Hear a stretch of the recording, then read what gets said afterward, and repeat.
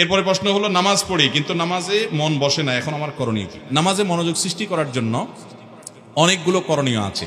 এক নম্বরের করণীয় হলো চোখের গুনাহ থেকে বাঁচা।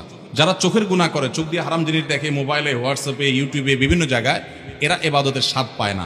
আপনি অন্তত পরীক্ষামূলকভাবে 2টা মাস বা কিছুটা দিন আপনি চোখের গুনাহ থেকে পরিপূর্ণভাবে বাঁচার চেষ্টা করেন, ইনশাআল্লাহ আপনি দেখবেন ইবাদতের স্বাদ পাবেন। ইবাদতের স্বাদ নষ্ট করে চোখের গুনাহ, চোখের জেনা, এটা এখন মহামারী হয়ে গেছে।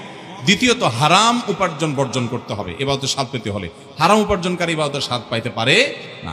তৃতীয়ত, নামাজের মনোযোগের জন্য বিশেষ করে এবং নামাজের তৃপ্তি পাওয়ার জন্য বিশেষ করে আপনি সালাতের আগে সালাতের মনোযোগ নষ্টকারী বিষয়গুলো থেকে দূরে সরে আসবেন। মোবাইল টোবাইল আগে থেকে বন্ধ করবেন এবং আল্লাহর দিকে মনোনিবেশ করবেন।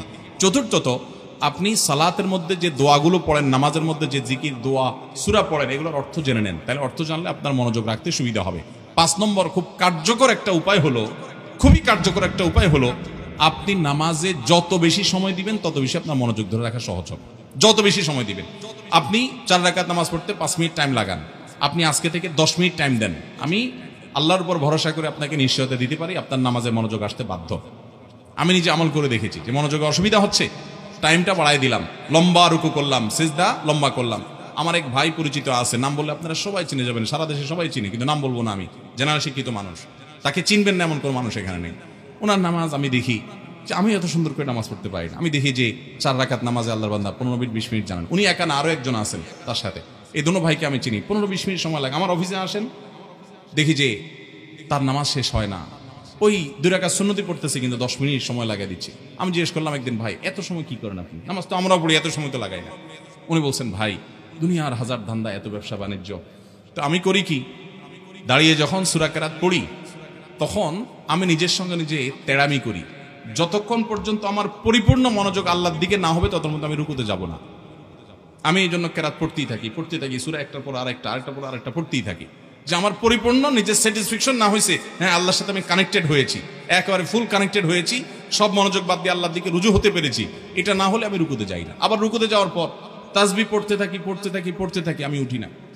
আমি নিজের সাথে তেড়ামি করি যে না, আমার মনোযোগ পরিপূর্ণ রুকুতে আল্লাহর কথা পরিপূর্ণ স্মরণ হবে এবং আল্লাহর সাথে আমার কথোপকথন চলবে, মুনাজাত মা আল্লাহ, সালাতকে সহিহ মুসলিম হাদিসে বলা হয়েছে, এটা যতক্ষণ না হবে, আল্লাহর সাথে ফুললি কানেক্টেড যতক্ষণ আমি না হব ততক্ষণ আমি রুকু থেকে মাথা উঠাই না, লাগুক 5 মিনিট।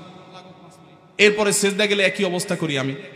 তো আমার যেটা মানে তার এখান থেকে আমার যেটা রিয়েলাইজ হয়েছে সেটা হলো যে যেই ইবলিসের নামাজের মধ্যে মনোযোগ নষ্ট করে, ওই ইবলিসই সম্ভবত ওনার মনোযোগটা তাড়াতাড়ি আনায় দেয়, কারণ এটা লস প্রজেক্ট হয়ে যাবে। এই লোক যেভাবে তেড়ামি শুরু করছে যে না মনোযোগ না আসলে সে উঠবে না, তাহলে তাসবিহ পড়তে আমল নামাতে ভরে যাবে।